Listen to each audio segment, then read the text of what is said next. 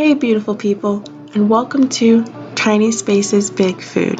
Today I'm going to be potting this raspberry bush from Bushel and Berry called raspberry shortcake. And this is what it looked like when I took it out of the shipping box. So let's just get into it. As you see, I've already drilled several drainage holes at the bottom of this container. And what I like to do next is place some rocks over the drainage holes. And in my opinion, this just helps with good drainage as well as making sure that the soil does not leak out over time through the drainage holes. I do not cover the entire bottom with the rocks, but just in the spots where I was saying before and where they're needed. So let's just get right into filling this up with some dirt. As you see, I've already poured an entire bag of this potting mix into this container, and there's still plenty of room to keep adding. And the reason I chose this potting mix was because it was made for outdoor containers, which is what I'm doing. I also like the fact that it did have perlite already in it, as well as some organic matter. But I still am going to amend this soil some, and the first thing I'm going to be putting in here is some perlite.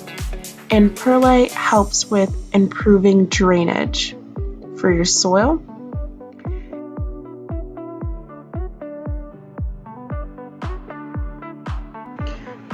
I would say that I'm probably using about 1/5 of the bag here.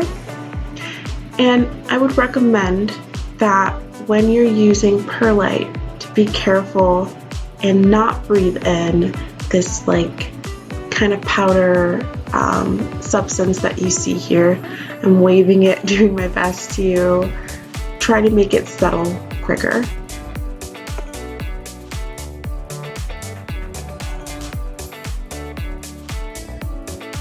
So next, I'm going to be adding some peat moss. Peat moss is really good for acidic loving plants, and raspberries, from my understanding, like neutral to slightly acidic soil.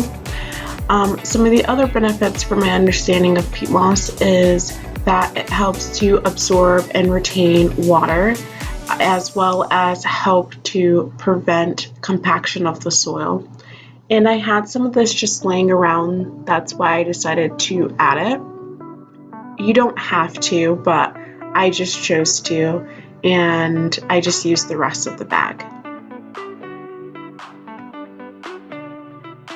So now I'm just mixing everything together, trying to get it as even as possible.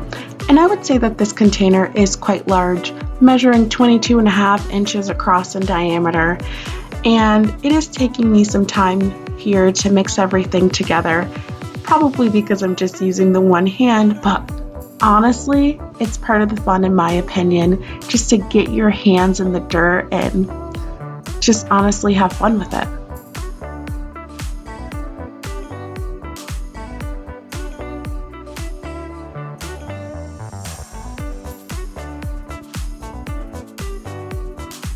So I just took this plant out of the container it came in, and I'm looking at the roots, and I would say that this plant is somewhat root bound.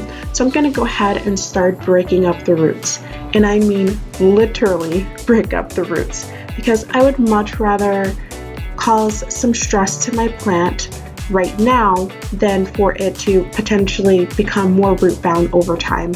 So with me doing this, I'm pretty much just telling my plant, hey, you're no longer in this confined space. It's time to, expand your roots. It's time to, go out and send up new shoots. So that's why I'm doing this.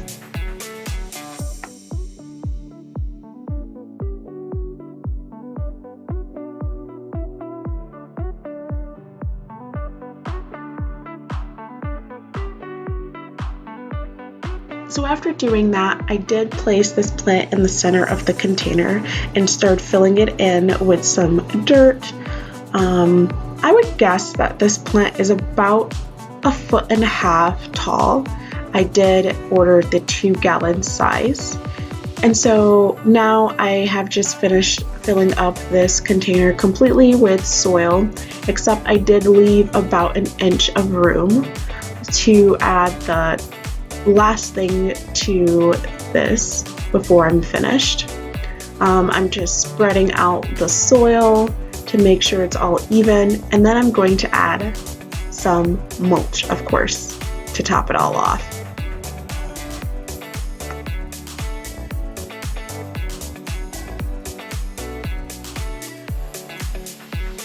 Doesn't this just look so pretty?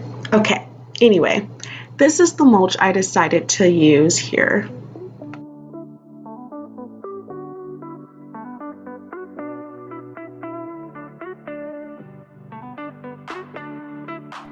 I'm gonna go ahead and start adding some mulch around it now, and there's several reasons I like to use mulch. One of those reasons is it helps to retain moisture in the soil, so you don't have to water as frequently.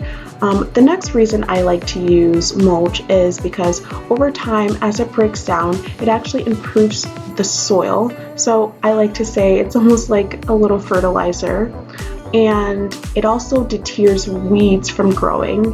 And lastly, honestly, in my opinion, it just ties everything together and makes things look nice.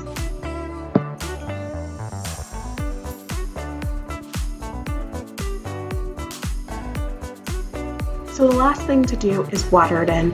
And what I like to do is water it initially until I start seeing water come out of the drainage holes. And that's it.